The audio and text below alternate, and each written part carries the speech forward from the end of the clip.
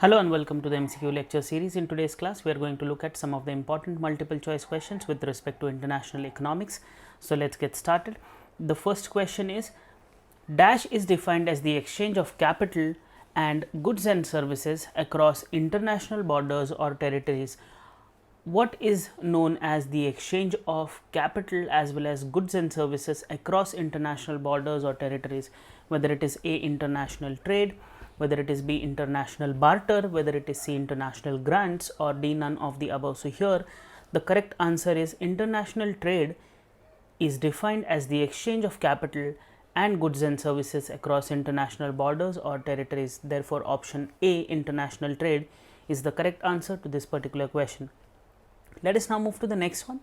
The next is, dash is the exchange of goods and services within the boundary of a country, within the boundary or territory of a country, whether you call it A, international trade, whether you call it B, domestic trade, whether you call it C, regional trade, or D, all of the above. So here what is happening is the goods and services are exchanged within the boundary of a country or within the territories of a country, and therefore such a trade is always called as domestic trade. So this is the major distinction or the first point of distinction between international trade and domestic trade. That means exchange of goods and services is happening across border in terms of international trade, and it is happening within the borders in domestic trade. I hope the distinction between the two is pretty much clear. Let us now move to the third question. The third is, which of the following denotes the scope of international trade? The scope of international trade, and the underlying options are A, foreign investments, B, export and imports of merchandise, C, currency exchange, and D, all of the above. That means foreign investment, export and imports of merchandise, as well as currency exchange. So here the scope is denoted by all of the above, and therefore option D, all of the above, is the correct answer to this particular question. Let us now move to the fourth one. Which of the following denotes the role of international trade in economic growth? What can be the possible role played by international trade in the economic growth of any particular country or nation? Let us look at the underlying option. The first is division of labor and specialization. The second is optimum allocation of resources. C is raises standard of living of masses, and the last is all of the above. That means it helps in, or it plays a role in, division of labor and hence specialization. It also helps in optimum allocation of resources and fuller utilization of resources, and the last is it helps in raising incomes and explicitly raising the standard of living of masses. So here option D, all of the above, is the correct answer to this question, which talks about the role of international trade in economic growth. I hope that is clear. Let us now move to the fifth one, which is again in a sense talking about the role of international trade in economic growth, and the underlying options are quality goods and services, B, it helps in generating employment opportunities, C, it helps in giving you multiple choices and hence availability of multiple choices, and last is all of the above. So here the question is, which of the following denotes the role of international trade in economic growth? All of the above points. That means you are exposed to quality goods and services, there are employment opportunities which are there because of international trade, and also there is availability of multiple choices available to the people as well as firms. So here option D, all of the above, is the correct answer. In question number 4 and 5, we have seen six important roles of international trade, and they are A, division of labor and specialization, B, optimum allocation of resources, C, raises standard of living, D, quality goods and services, E, generates employment opportunities, and F, availability of multiple choices. So here 6 important roles of international trade are covered in question number 4 and 5. I hope they are clear. Let us now move to the next one. Dash are the problems of international trade. What can be the problems associated with international trade? Let us look at the underlying options. The first is risk in transit. The second is intense competition. The third is trade restrictions, and fourth is all of the above. So here risk in transit is a problem associated with international trade. B is intense competition. That means the domestic players now have to face the competition coming from outside the country as well. Third is trade restrictions. For example, if you are selling some goods or services and engaging into international trade via exports, then some other country will put restrictions on trade, and therefore you will also lose upon your share in that trade per se internationally, and hence option D, all of the above are the problems associated with international trade. I hope that is clear. Let us now move to the seventh question. The seventh question is, international trade and domestic trade has which of the following distinctions? International trade and domestic trade has which of the following distinctions? The first is different government policies, that means there is a different government policy for international trade and for domestic trade.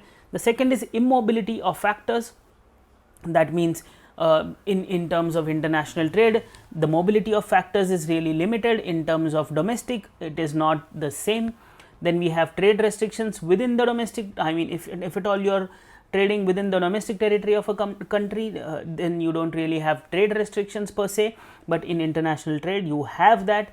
So, and the last option is all of the above. So, here the points which are talking about the distinction between international trade and domestic trade are A, B and C. Therefore, option D, all of the above, is the correct answer to this particular question. That means different government policies, immobility of factors, trade restrictions, and hence all of the above is the correct answer. Let us now move to the next one. Which of the following is an example of international trade? Which of the following is an example of international trade? Let us look at the options. The first is trade between two countries. The second is trade between two regions. C is trade between two provinces, and option D, none of the above. So, here which of the following is an example of international trade? It is the trade between two countries, which is denoted by option A, that is trade between two countries is the example of international trade.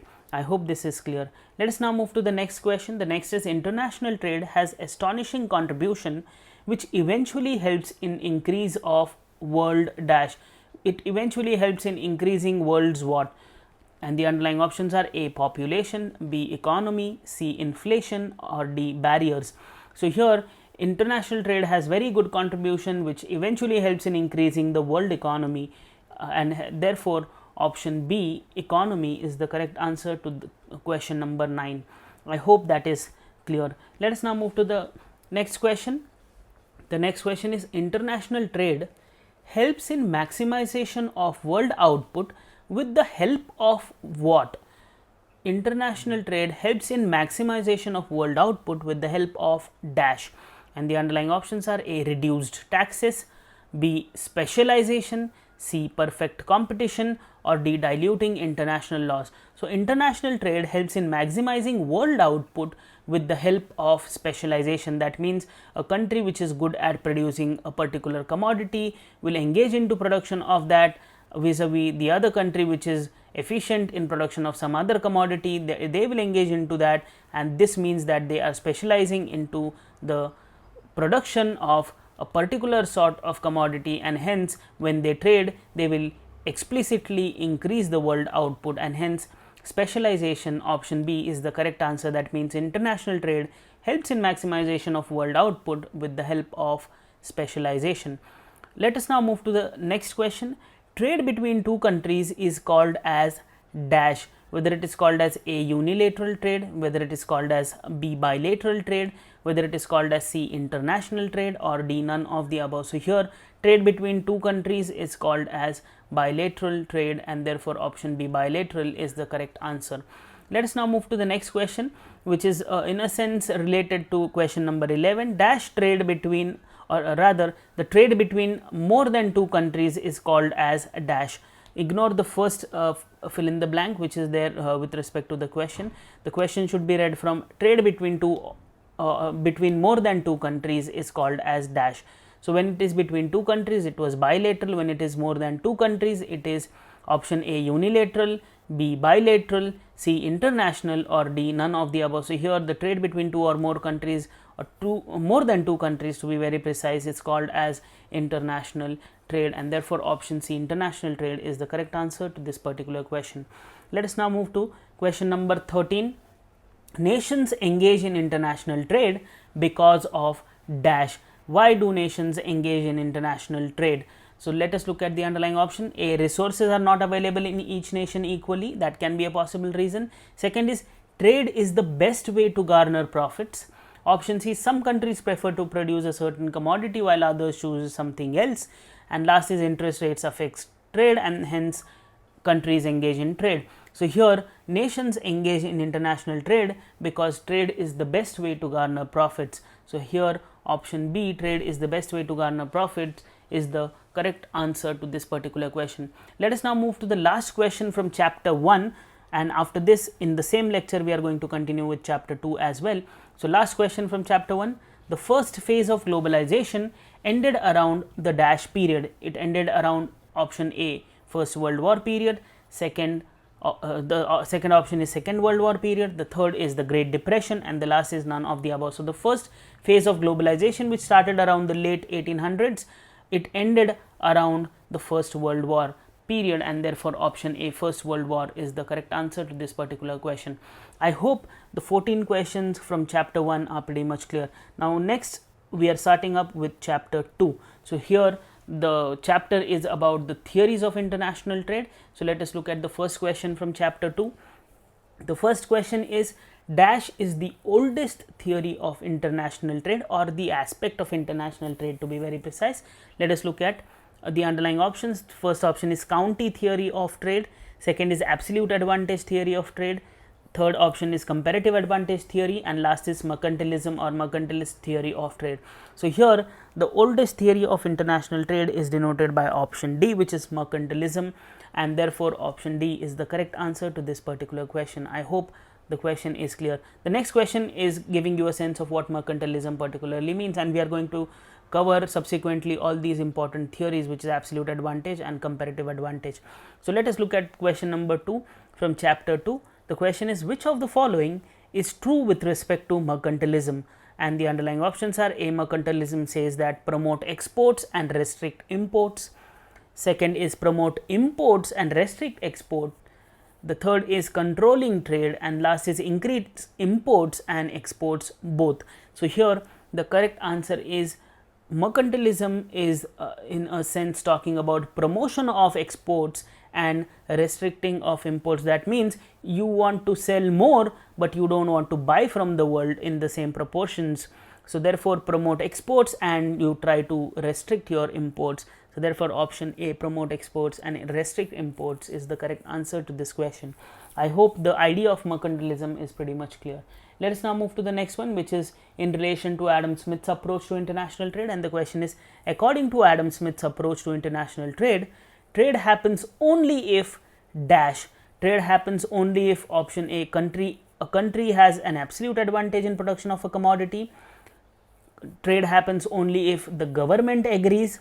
Trade happens only if the factors are willing to work, or option D, none of the above. So here according to the Adam Smith's approach to international trade, trade happens only if a country has an absolute advantage in production of a commodity, and therefore option A is the correct answer to this particular question. I hope that is clear. Let us now move to the fourth question. Please pay attention to this question, which is very important. Here what are we looking at is a sort of table or a matrix wherein we are going to look at the absolute advantage theory to be very precise. So you will see 3 columns. First one is with respect to commodity, second is in relation to one country, and the other is related to the second country. In our case it is USA and India, and the commodities are wheat and cloth. You will see that in terms of wheat, if you look at the row entirely for wheat, 03 is written in front of USA and 10 is written in front of India, and if you look at cloth, it is 06 in terms of USA and 04 in terms of India. So now let us look at the questions which are following. Okay, so according to absolute advantage theory, India has an absolute advantage in the production of dash commodity. India has an absolute advantage in the production of which commodity? Here first we will have to understand something. Here what is happening is, if you look at the table carefully, 3 man hours are required to produce 1 unit of wheat in USA. Similarly, if you look at India, 10 man hours are required to produce 1 unit of wheat in India. On the contrary, if you look at cloth, 6 man hours are required for USA to produce cloth and 4 man hours are required for India to produce cloth. So here you will see that USA has absolute advantage in production of wheat, because in if you look at it, in half the time, that is 3 man hours, 1 unit of wheat is produced in USA. For the same if they go for cloth, it is requiring double the time.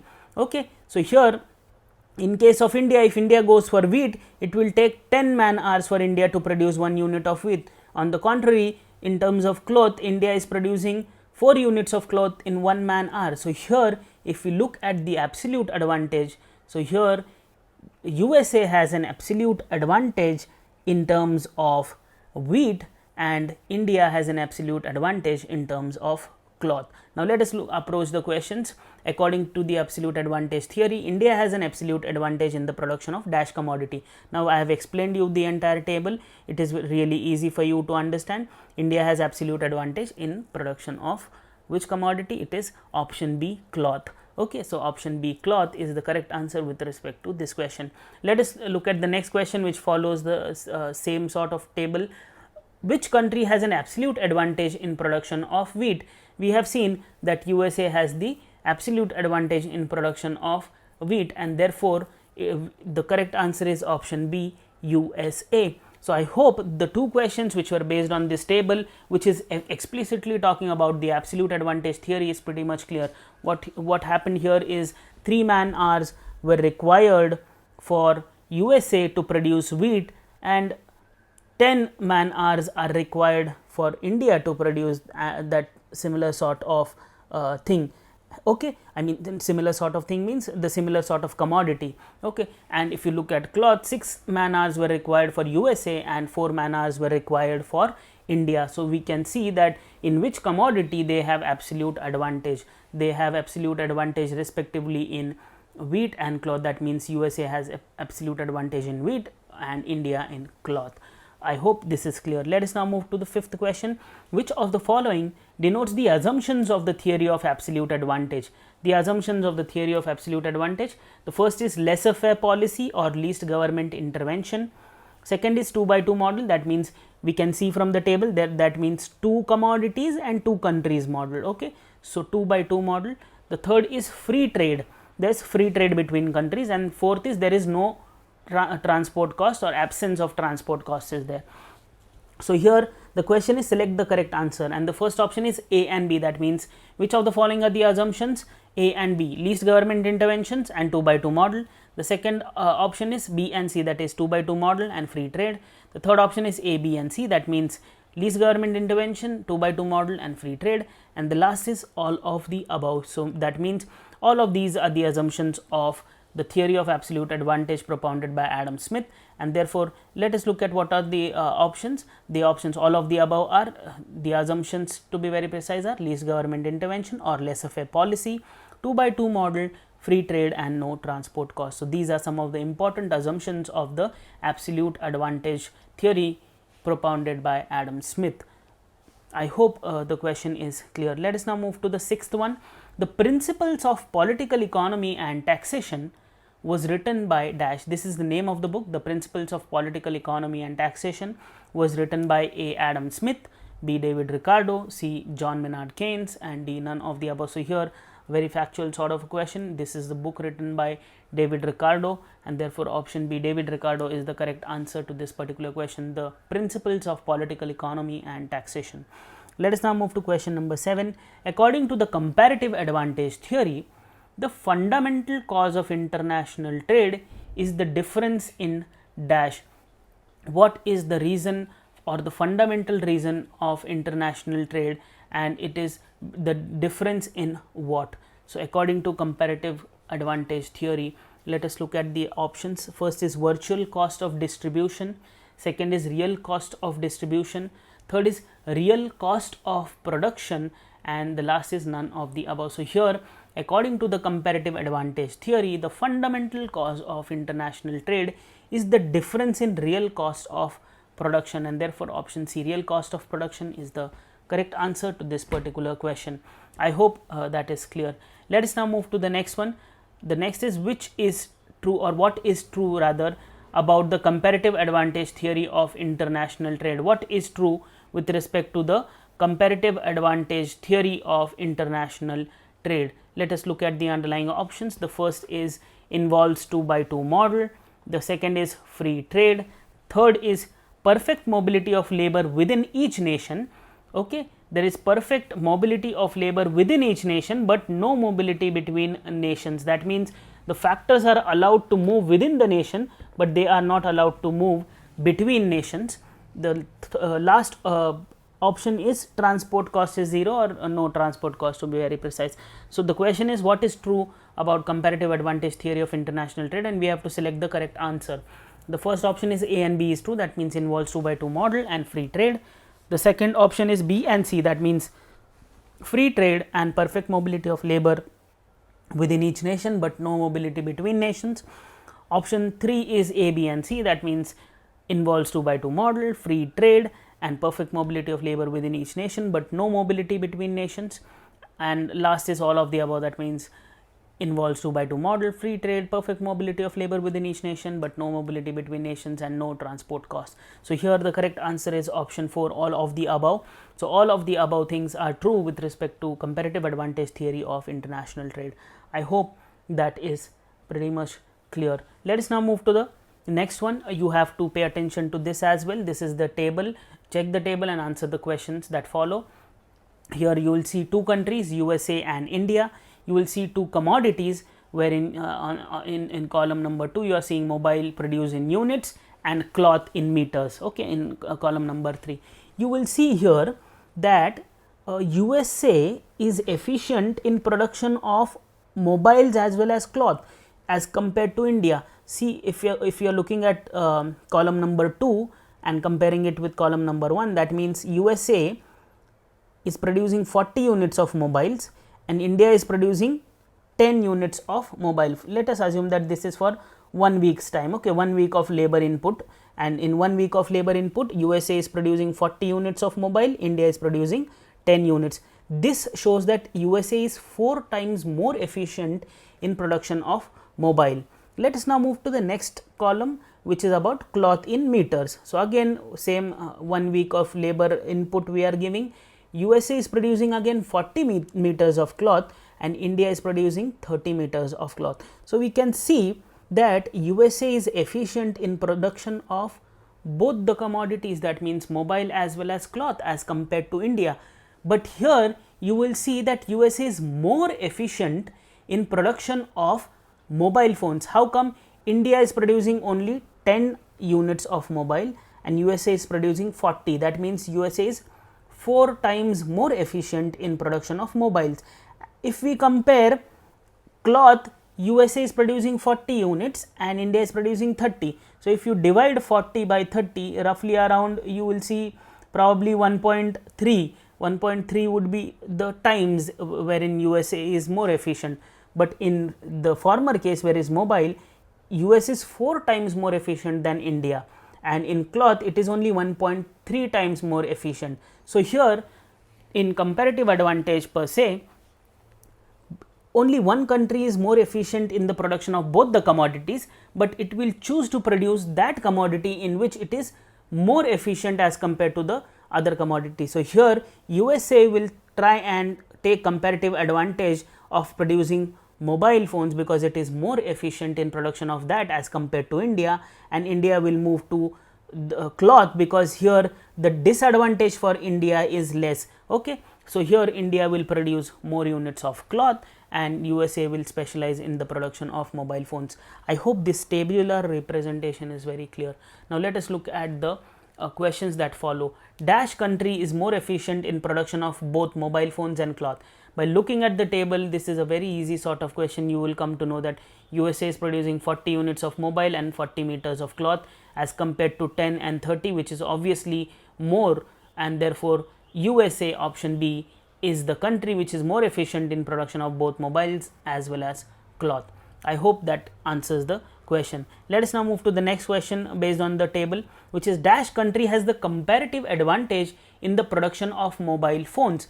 As I have told you here, USA is 4 times more efficient in production of mobile phones, given that it has comparative advantage in production of both the commodities, that means mobile and cloth, but it will move to the production of mobile phones because it is 4 times more efficient as compared to 1.3 in terms of cloth. So here again dash country has the comparative advantage in production of mobile phones. It is nothing but USA has the comparative advantage in production of mobile phones. I hope that is clear. Let us now move to the next one. The next is again based on the table. India has less efficiency in production of both the commodities, but in dash commodity the inefficiency is less, and therefore India has a comparative advantage in that commodity. Okay, so here we have seen that India has less inefficiency in terms of cloth, and therefore India will move towards the production of cloth, and therefore let us look at the underlying options. The options are A cloth, B mobile, C both mobile and cloth, and D is none of the above. So here the correct answer is India has less inefficiency in the production of, or less disadvantage as compared to the disadvantage which is there in terms of mobile phones, and therefore India will move towards the production of cloth. I hope the idea of comparative advantage or is pretty much clear. Very important theory as far as international trade is concerned. Let us now move to the 10th question. Let us look at what is the 10th question. When does the case for no comparative advantage arises?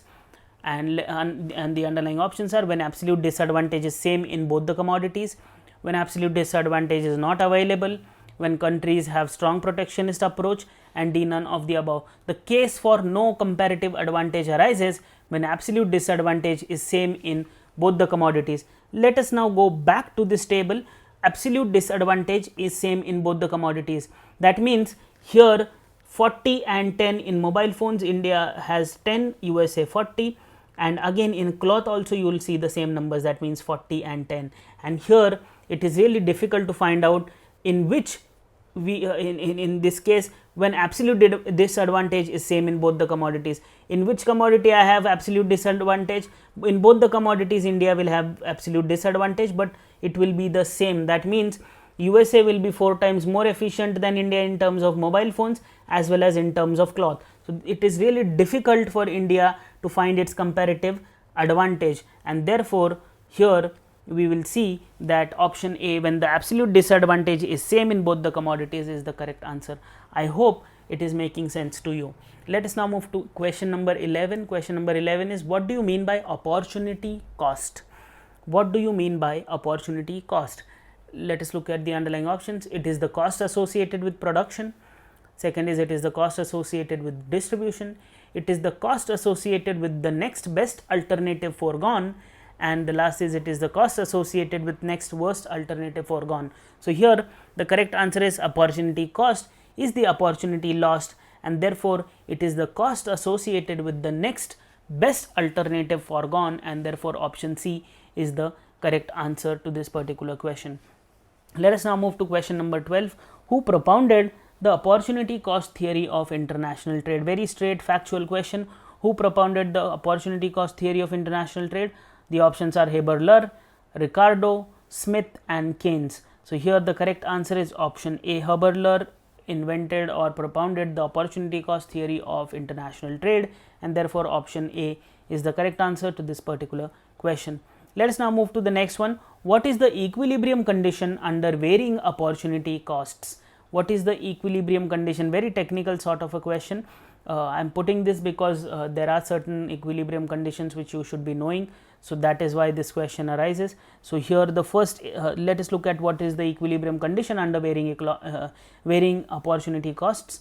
The first is marginal rate of transformation between x and y is equal to the ratio of price of x to price of y. The second is marginal rate of transformation between x and y is equal to price of y divided by price of x. The third is MRT xy is equal to price of x minus price of y, and the last is the summation of price of x and y. So here the equilibrium condition under varying opportunity cost is given by option A, MRT XY is equal to price of X divided by price of Y, and therefore option A is the correct answer to this particular question. Let us now move to the next question. Next is, according to dash, international trade is a specialized case of inter-regional trade. Who said this, that international trade is a specialized case of inter-regional trade? Whether it was A, David Ricardo, B, Adam Smith, C, Ohlin, or D, none of the above. So here the correct answer is, it was Ohlin from the Heckscher-Ohlin model. He said that international trade is a specialized case of inter-regional trade, and therefore option C, Ohlin, is the correct answer to this particular question. Let us now move to the next one. The HO model or the Heckscher-Ohlin model is also called as dash. The HO model is also called as A, absolute advantage theory, B, theory of comparative advantage, C, the modern theory of international trade, or none of the above. So here the correct answer is option C, the modern theory of international trade. So HO model is also popularly known as the modern theory of international trade, and therefore option C is the correct answer to this question. Let us now move to question number 16, again related to the popularity of HO model, and the question is, the Heckscher-Ohlin theory of international trade is also known as dash. The Heckscher-Ohlin theory of international trade is also known as what? And the underlying options are A, partial equilibrium theory of international trade, general equilibrium theory of international trade, no equilibrium theory of international trade, and D, none of the above. So here again the correct answer is the HO model or the Heckscher-Ohlin theory of international trade is also known as general equilibrium theory of international trade, and option B is the correct answer to this particular question. So question number 15 and 16, we have seen the other possible names which can be used in terms of looking at the HO model. They are the modern theory of international trade or the general theory of international trade. So I hope both these questions are pretty much clear. Let us now move to the 17th question. According to the HO model, which of the following statements are true? Here we have to look at the statements. That statement number 1 is, the different regions or countries have different factor endowments, and second is, different goods requires different factor proportions for their production. So these are the two important statements given to us, and we have to identify which of the statements are true according to the HO model or Heckscher-Ohlin model. We have to select the correct answer. The first option is both the statements are true. The second option is only statement 1 is true.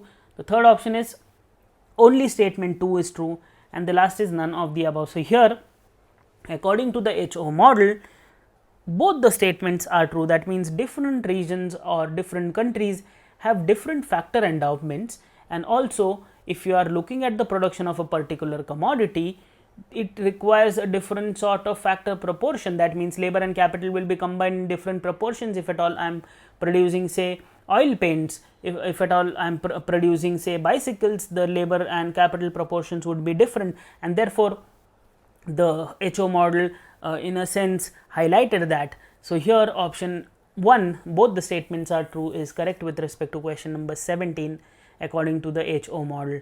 Let us now move to question number 18. A country which has capital as an abundant factor will specialize in dash. That is the question.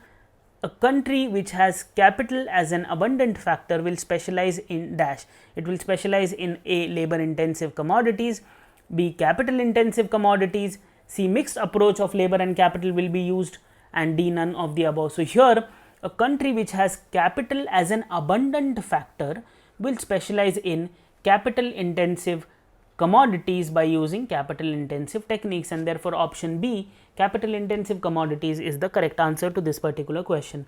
Let us now move to question number 19. Question number 19 is then with respect to labor. A country which has labor as an abundant factor will specialize in dash. So when there is abundance of labor, for example, countries like India, we have a lot of labor supply to be very precise, and therefore in such a situation what we will do, when capital was abundant, the capital intensive commodities were produced. When labor is abundant, labor intensive commodities will be produced. So the options are labor intensive commodities, B, capital intensive commodities, C, mixed approach of labor and capital, and D, none of the above. So here, a country which has labor as an abundant factor will specialize in labor intensive commodities, and therefore option A is the correct answer. I hope question number 18 and 19 are pretty much clear. Very important questions as far as HO model is concerned. Let us now move to the next question, which is with respect to the HO model itself. Let us look at the question. If factor endowments in two countries are the same and factor proportions used in the production are same, then there will be no difference in relative factor prices. In such a situations, countries will dash. So here what is happening is factor endowments in both the countries are same, that means labor and capital, and also the proportions to of labor and capital used are same, and there is no difference in relative factor prices as well. So in such a situation, what will happen? A, gains from trade will happen. B, not gain from trade, that means countries will not gain from trade. C, can't say, and D, none of the above. So here, if the factor endowments in two countries are the same, the factor proportions used are the same, and there is no relative factor price differences, in such a situation there will be no gains from trade, and therefore option B, no gains from trade, is the correct answer. Let us now move to the last question from chapter 2 and also for this session per se. The question is, Leontief's paradox means dash. Let us look at the underlying options. A, country which is abundant in capital is producing and exporting labor intensive commodities. Okay, a country which is abundant in capital is producing and exporting labor intensive commodities. Second is, country which is abundant in labor is producing and exporting labor intensive commodities. C is, country which is abundant in capital is producing and exporting capital intensive commodities, and last is none of the above. So here I will take you back to question number 18 and 19. We have seen a country which has capital as an abundant factor specializes in capital intensive commodities, and a country which has labor as an abundant factor specializes in labor intensive commodities. But Leontief found that countries which are abundant in capital are producing and exporting labor intensive commodities, and that is what the paradox is, and therefore option A, country which is abundant in capital is producing and exporting labor intensive commodities, is the correct answer. That means this is a paradox to what we have just studied. That means a country which is abundant in capital is going to produce capital intensive commodities, and a country which is abundant in labor is going to specialize and produce labor intensive commodities. That did not happen in the USA, and that is what Leontief's paradox talks about. He says that countries which are abundant in capital are not producing capital intensive commodities, rather they are producing and exporting labor intensive commodities, and therefore option A, country which is abundant in labor is producing and exporting labor intensive commodities, is the correct answer to this question, which talks about a very popular concept in international trade called as the Leontief's paradox. So I hope the questions from chapter 1 and 2 are pretty much clear. In the next session, I will cover some of the important MCQs with respect to chapter 3 and 4, and in the subsequent lectures, we will finish up the syllabus. So please stay tuned for more. Thank you.